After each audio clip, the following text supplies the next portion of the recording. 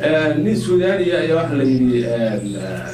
nimanka Suudaanta yani waxyaalaha qosolka ama masaarada ku badan yihiin nin Suudaaniya waxa qoftiisa dumar aad u dhigtay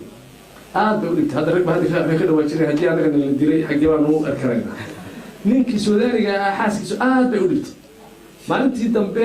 marka inta uu ka maqan yahay banaanka jiro ayuu soo ka nafisaaba inta uu marka meeshii uu guriga ku sii socdana uu ka sii wareegay maalinta uu masjid galay salaadii jimce ayaa sheekhu wuxuu ka sheekeeyay ragga ahlu jannada ah xuura lacaynta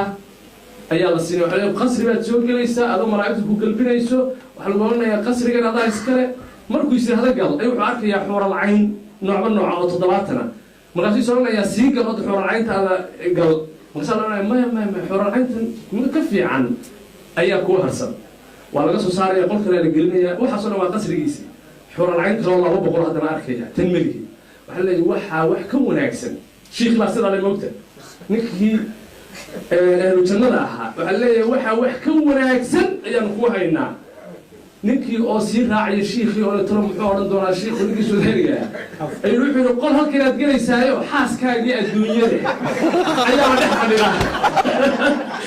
wuxuu sheekhu xadiiska naga baanay